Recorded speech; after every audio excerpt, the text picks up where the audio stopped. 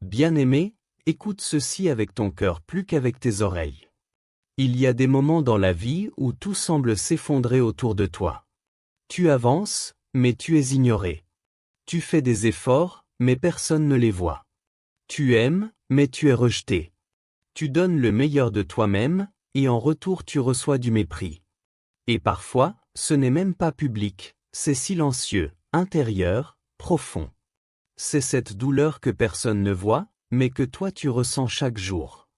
Tu t'es peut-être déjà posé cette question, Seigneur, pourquoi moi? Pourquoi autant d'humiliation? Pourquoi autant d'injustice? Aujourd'hui, Dieu t'envoie une réponse claire. Ce que tu traverses n'est pas ta destination.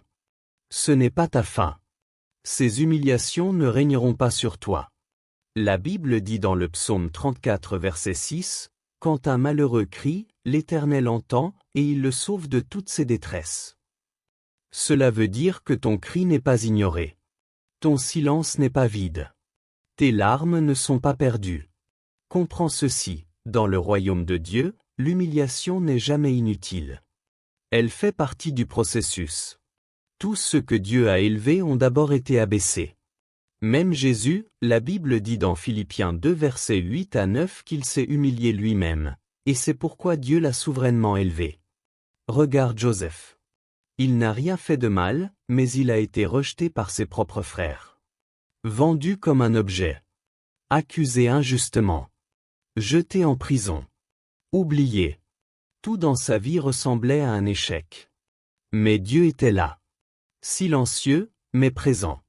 Et plus tard, Joseph dira quelque chose de puissant dans Genèse 50 verset 20, « Vous aviez médité de me faire du mal, Dieu l'a changé en bien. » Cela veut dire que même ce qui te brise aujourd'hui peut devenir ce qui te construit demain.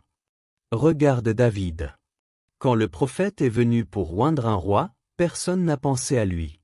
Même son père l'avait oublié. Il était dans les champs, seul, ignoré. Mais c'est lui que Dieu avait choisi. Dieu ne fonctionne pas comme les hommes. Là où les hommes voient un rejeté, Dieu voit un élu.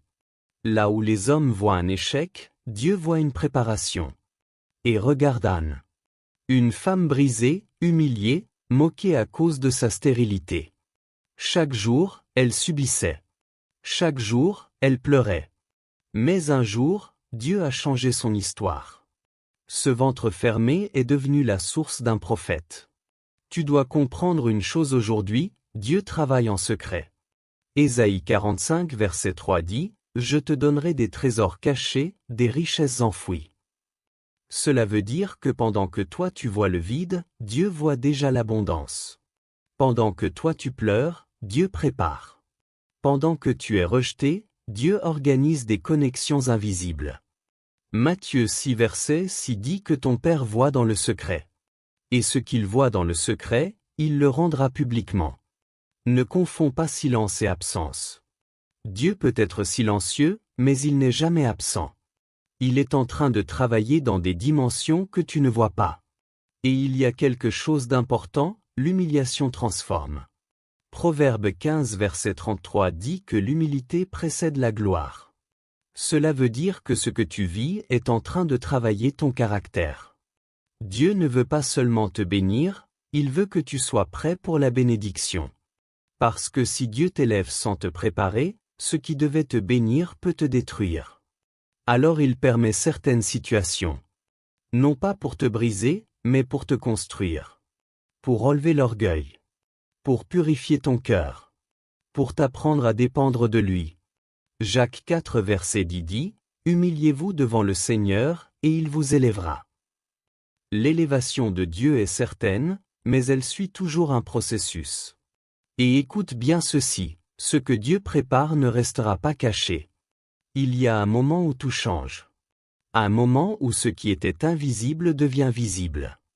Le psaume 126 dit, « Nous étions comme ceux qui font un rêve. » Cela veut dire que la restauration de Dieu dépasse l'imagination. Regarde Job. Il a tout perdu. Honte, maladie, rejet. Même ses amis ne comprenaient pas. Mais la Bible dit dans Job 42 verset 10 que Dieu lui a donné le double. Dieu ne restaure pas à moitié. Il restaure en abondance. Joël 2 verset 25 dit, « Je vous remplacerai les années qu'ont dévorées ». Cela veut dire que même le temps perdu peut être récupéré entre les mains de Dieu. Maintenant, dans cette saison difficile, ton attitude est cruciale. Ne te venge pas. Romains 12 verset 19 dit que la vengeance appartient à Dieu. Laisse Dieu gérer. Garde la foi. Même si tu ne vois rien. Hébreux 11 verset 1 dit que la foi est une assurance des choses qu'on espère. Continue d'avancer. Ne t'arrête pas. Galates 6 verset 9 dit que tu récolteras au temps convenable, si tu ne te relâches pas. Et pardonne. Même si c'est difficile. Le pardon te libère plus que les autres. Parce que si tu gardes la colère, tu bloques ce que Dieu veut faire. Maintenant écoute ceci très attentivement, ce que tu traverses ne définit pas qui tu es. Tu n'es pas ce qu'on dit de toi. Tu n'es pas ce que tu as subi. Tu n'es pas ton passé. Tu n'es pas ton humiliation. Ésaïe 54 verset 4 dit, « Tu oublieras la honte de ta jeunesse ». Cela veut dire que la honte n'a pas le dernier mot. 2 Corinthiens 5 verset 17 dit que tu es une nouvelle créature. Cela veut dire que ton identité vient de Dieu, pas des hommes. Et il y a un temps pour tout. Ecclésiaste 3 verset 1 le dit clairement. Ce que tu vis aujourd'hui a une durée limitée. Habacuc 2 verset 3 dit que la vision s'accomplira. Elle ne mentira pas. Cela veut dire que ton moment arrive. Oui, ton moment arrive. Le moment où ceux qui t'ont ignoré vont te remarquer. Le moment où ceux qui t'ont rejeté vont te rechercher. Le moment où Dieu va te faire sortir de l'ombre. Alors déclare-le dans ton cœur, ces humiliations ne régneront pas sur moi. Dieu me relève. Ce qui était caché va se manifester. Ma saison est en train de changer. Ésaïe 60 verset 22 dit que le plus petit deviendra 1000. Cela veut dire que Dieu peut accélérer les choses d'une manière surnaturelle. Alors ne lâche pas. Romains 8 verset 18 dit que les souffrances du temps présent ne sont rien comparées à la gloire à venir. Ce que tu vis aujourd'hui est temporaire. Mais ce que Dieu prépare est éternel. Alors tiens bon. Parce que ce n'est pas fini. Ton humiliation n'est pas la fin de ton histoire. C'est le début caché de ta gloire. Et bientôt, ceux qui ne croyaient pas en toi verront la main de Dieu sur ta vie. Et ils sauront que Dieu était avec toi depuis le début.